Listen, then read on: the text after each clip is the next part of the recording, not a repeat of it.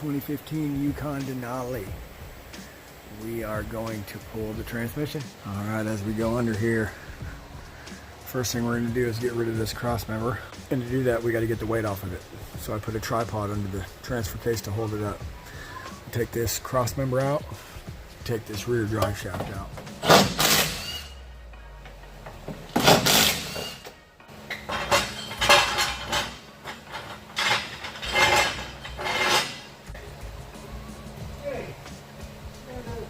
When you lower this whole thing, this exhaust comes down and it gets in the way. So if you raise this all up, you can get to these with your impact easier.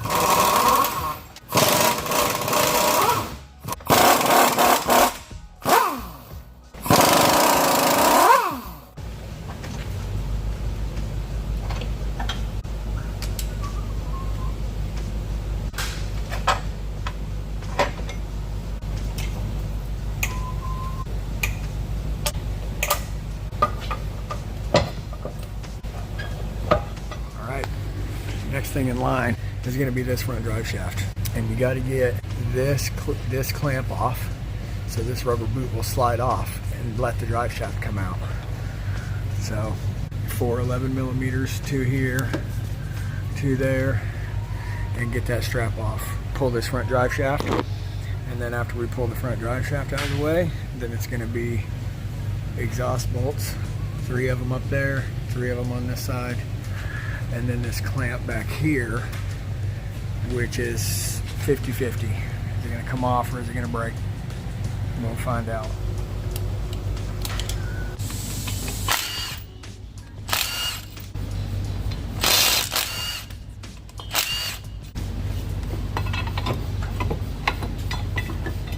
All right, so here's another trick when you take this drive shaft off. You get it loose up here, you push it up into that little space, and it allows it to come forward. The back will slide out, and then you can bring it right out. But putting this up in that space is the trick.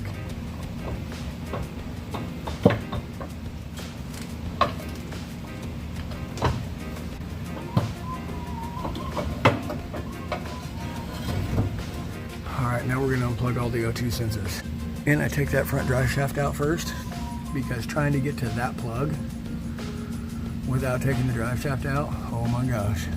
Then we'll take the exhaust nuts off. Hopefully we don't have to heat them up.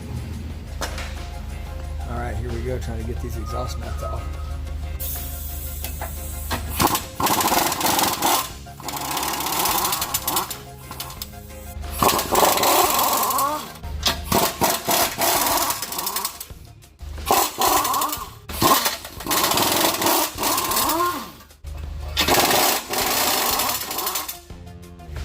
So since those came off easy, now let's hope this one does.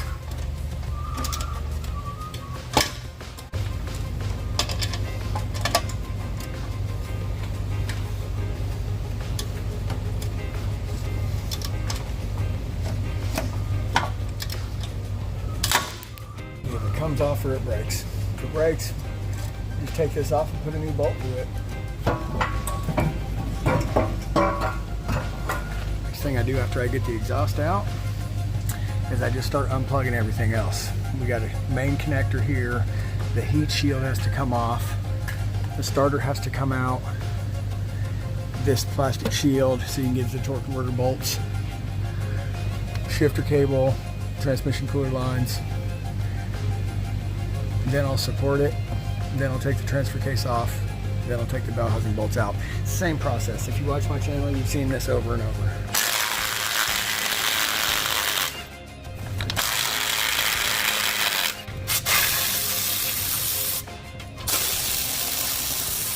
I've got shorts on this and other videos. So clip. These plugs get super stuck. If you want to not break it, this is the way to do it.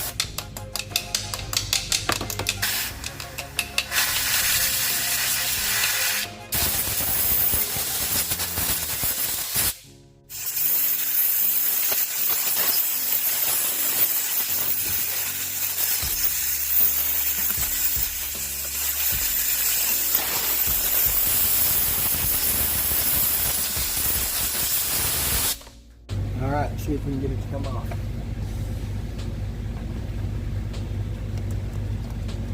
Ooh, pop right off.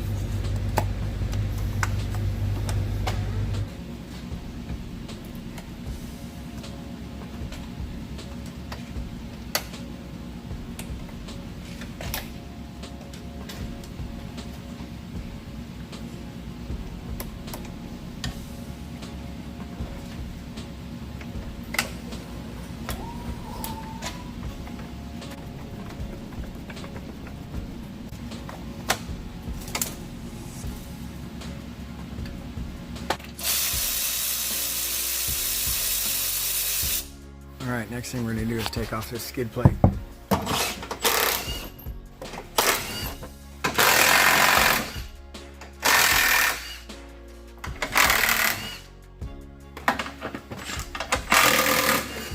Now you can get to the crankshaft to turn the motor over so you can get to these torque converter bolts after you get the starter out. So starter is what's next.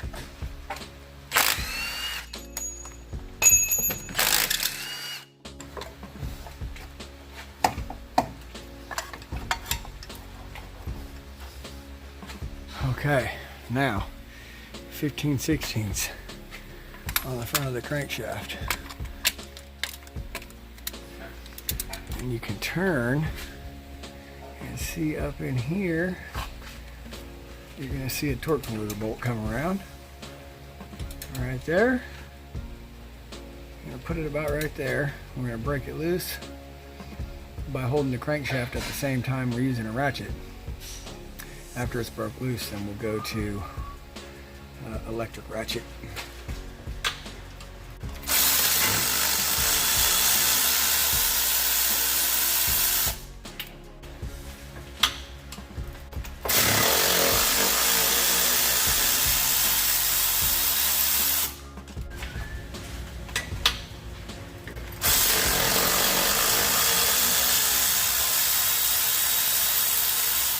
So after you got all that out, next thing you're going to do is there's 3 13 millimeters, one to hold the dipstick, one on the very top to hold the vent hoses, and then one right over here to hold these fuel lines. So you got to get those 3 13s off. I do it now while the jack isn't in my way.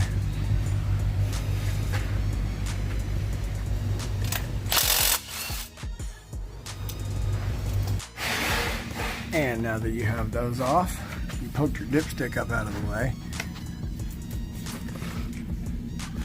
See how you have to take it off that so you can get to the actual bell housing bolt. Now I can put a jack under the transmission, take the transfer case off.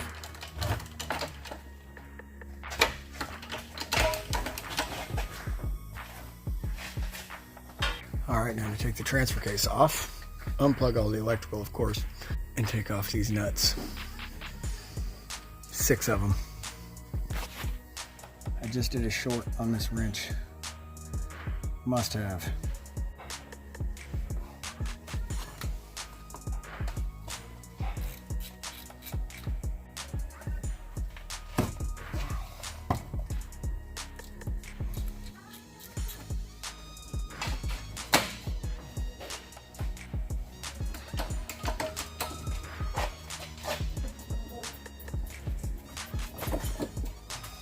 Now get a friend. All right, next thing we're gonna do is take the bell housing bolts out. And that's it. It's gonna come out.